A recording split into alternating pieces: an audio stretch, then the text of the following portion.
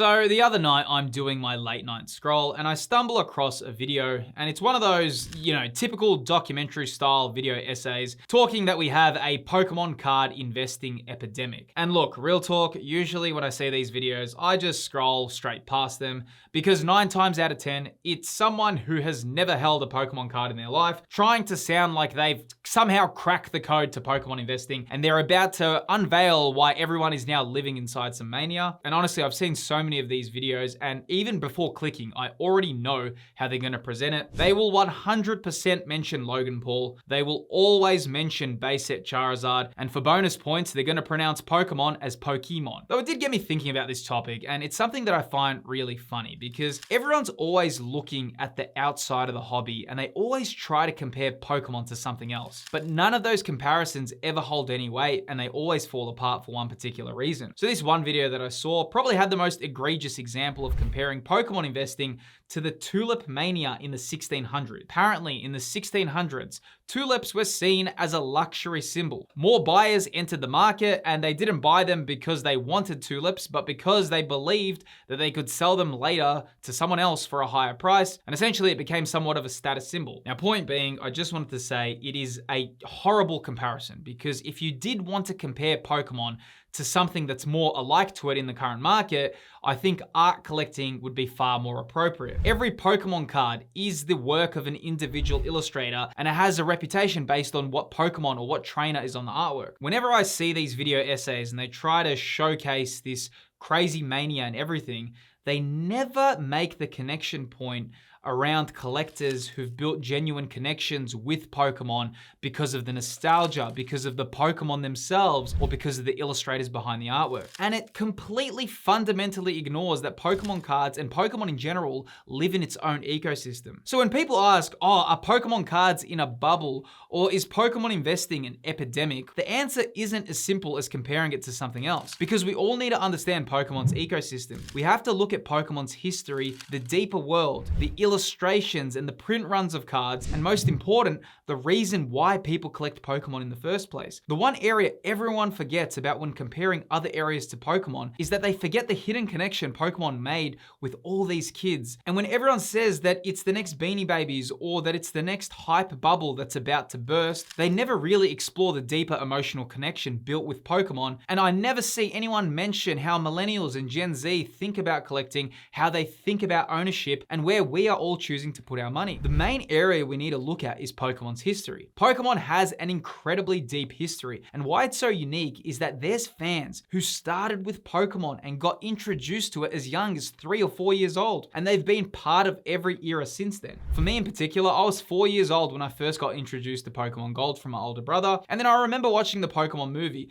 Literally, since 4 years old, I've been part of every Pokemon release, every single new game, played all the games, interacted with the cards, and I've developed a level connection with Pokemon that's much deeper than just, it's a kid's card game. You and me, we have evolved with Pokemon, and it's almost become part of pretty much everyone's individual stories. And it's really crazy because I can actually relate a lot of the things that happen with my life and link it to certain generations of Pokemon and link them with time periods of my life. So for example, Generation 3 that released in 2002, and whenever I look at Generation 3, that reminds me of my childhood because my parents moved into our family home, and I remember playing it during the move. Gen 4 was my first year in high school, and I can remember it really clearly. And then with Sword and Shield, when Gen 8 released, that was the exact time my daughter was born, and I can remember playing Sword and Shield during that era. And same thing with Generation 9. That was actually the generation when I started this channel. And I'm not alone with this. You probably can also do the same thing when I'm just speaking about this. You can make that time period connection with your life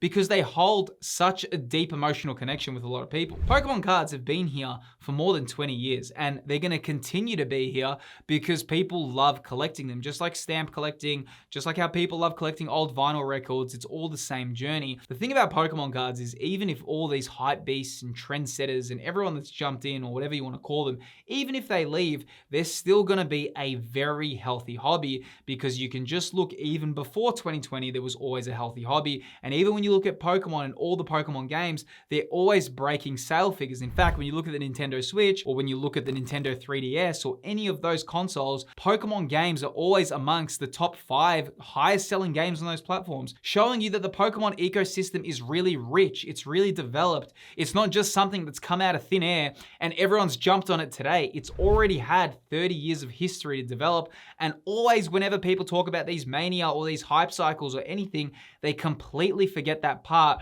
that the history of Pokemon is so deeply ingrained and already established. It's not some new thing that's just come out of nowhere. Now, a big reason why people are collecting Pokemon more and investing in Pokemon more is because there's also immediate ways to track and store your collection and also get price updates. And honestly, it is really important to be tracking and managing your collection, and the Collector app are the easiest way to do that, who have also kindly sponsored today's video. Now, if you've never heard of Collector, they are a next generation collectible portfolio manager. The reason why Collector is so awesome is that you can completely track your collection all inside the app. And what's so great is that Collector updates prices all in real time based on recently sold listings. Though another area that I love about Collector is how I can easily separate my different collections. For example, I collect Pokemon, I collect Dragon Ball, and even some Yu-Gi-Oh! So being able to organize each one of these in its own collection category keeps everything super clean and organized, and it's just way easier to manage because every market moves independently. Now, if you do go to card shows, a very handy feature is the trade analyzer. So here you can actually put in what you're offering versus what you'll be receiving, and you can compare if it's a match based on the current market prices. If you haven't added all your collection to Collector, I highly recommend it. You can find all the details to download the Collector app in the video's description. A big shout out to them for always supporting the channel.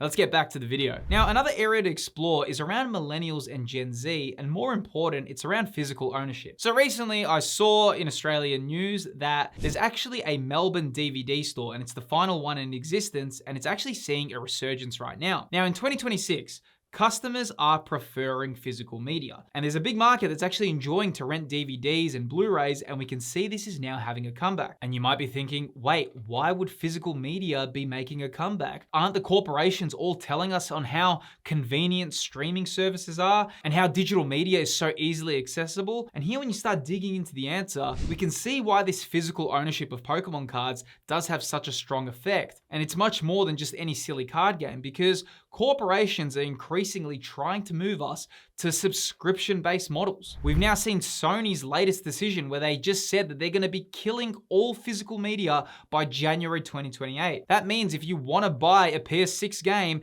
or a PS5 game after 2028, guess what? You're not gonna be able to buy the physical disc. It all will have to be bought digitally. That means no more trading games, no more reselling your games after you finish them, and no more lending games to a family and a friend. We are literally going into an all digital future. So right now, Millennials and Gen Z, ownership for us is no longer a given right. In fact, it's slowly becoming a rare privilege. And that's why Pokemon cards sit in a very interesting intersection. They're one of the few hobbies that combine true ownership, a level of scarcity, along with amazing artworks, all be linked with a recognizable IP that nearly everyone in our generation can immediately recognize. And then this blends it all with an emotional connection. All those things together are rare, and they all exist with Pokemon cards. And this is also what Gen Z and Millennials crave. Also, the reason we love collecting is because how community driven it is. And if you are opening packs and you want to share some of your TCG pools, honestly, feel free to share all of that on my channel's Discord. Plus, you can just ask so many questions about the Pokemon hobby, whether it's about cards that you want to get graded or sealed product or any questions that you have. We have a lot of experienced people in the community. The Discord invite is in the video's description. While it does seem a bit crazy, there is something very unique about me being able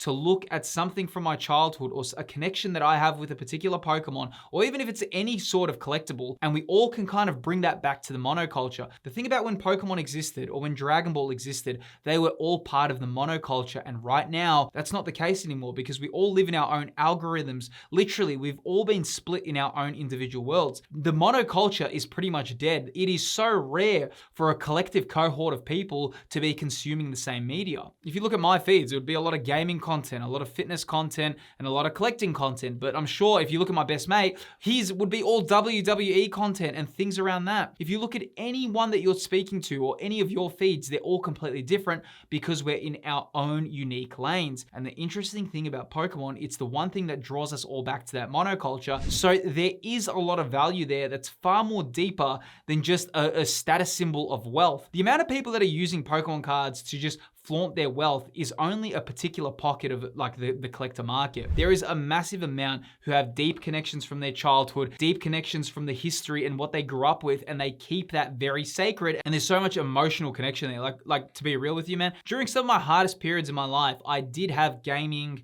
and collecting all pretty much draw me out of those times or help me through those periods. When I had a rough time in school, or if things were going in my life that weren't really clicking for me at a time, or if I was having a bit of a low point, I was always having gaming or Pokemon or Dragon Ball or Yu-Gi-Oh!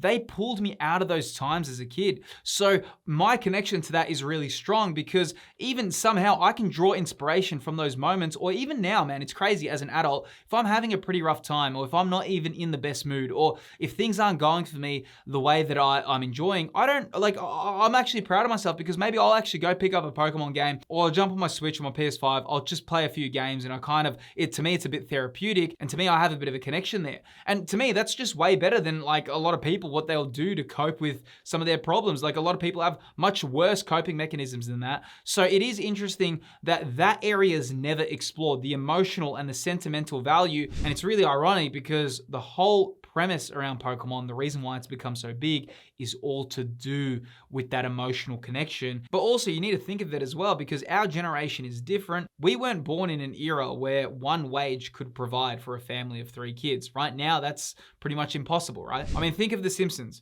Homer on one wage could afford a double-story house, have 3 kids, and they had family holidays. And that wasn't unrealistic. That was actually an accurate cultural depiction of a nuclear family in the late 1980s and the early 1990s. I mean, I watched Mrs. Doubtfire the other day, and when he got home, and the home that they owned in Mrs. Doubtfire was this massive, it almost looked like a mansion compared to homes in today's standards.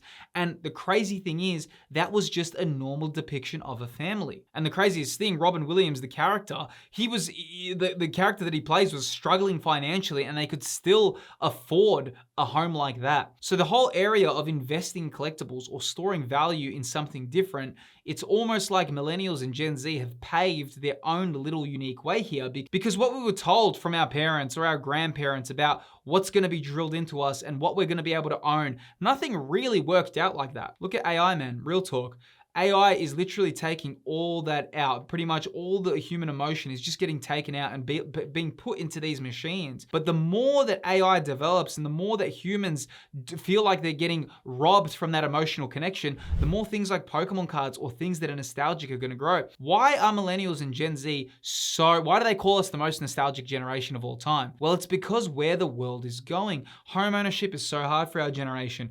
AI is developing at a crazy rate that a lot of us that went to school and high school and what we thought for our careers, everyone's just saying, hey, is that even going to be necessary in a few years? Because in the future, AI is going to be able to take your job. So what are we doing? We're going the opposite. And it's funny how the world works like that, because when one area pulls one way, we tend to pull another. And the way that we're pulling and our generation is pulling, and the reason why this Pokemon investing epidemic has become a thing is because we're pulling in, hey, our nostalgia and what we kind of loved as a kid has kind of now manifested into this world of collectibles, and why we're so drawn into it, because it pulls us back to a time that was safer. And they're the conversations we need to be having about collectibles, because if we do look, how many people are looking towards the future and saying, wow, isn't it crazy? How good's that going to be when AI does every job, and who knows how we're going to be making an income, and all these amazing, or what they're kind of saying that's going to be amazing about AI and all the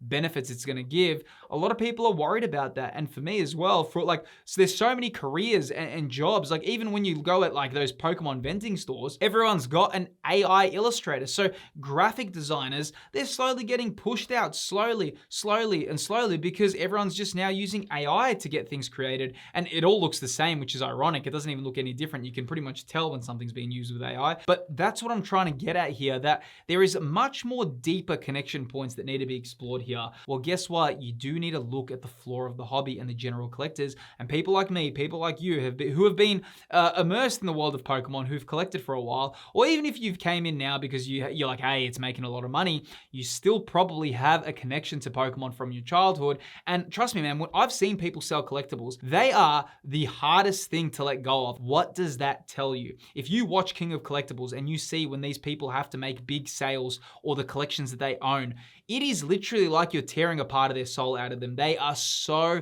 hard to part with them. It's not some easy thing like, hey, I'm going to sell this collectible and make money. People have a massive struggle there. Why can I talk about this? Well, guess what? I've spent the last 2.5 years building this channel around collectibles, and I've been collecting cards of Pokemon, Yu-Gi-Oh since I was a kid. I understand this area really deeply. I've made a lot of connections with a lot of you people watching. You all understand why I love collectibles so much. Like, you've been on the journey with me, but that's what I want to explain about that. That emotional side of collecting is huge, and it's something you really need to look into. I think the more we explore the topic around Pokemon cards as serious investments, it actually opens up and a lot more things are uncovered. Though if you are interested to learn even more about this topic, I do have a very detailed video on screen here explaining more of this topic in detail. The video that's appearing right now is really a good video to watch after this one. It goes deep into the concepts explained in this video. Honestly, I really appreciate you watching. Don't forget to subscribe, and hey, I'm gonna see you on the next video.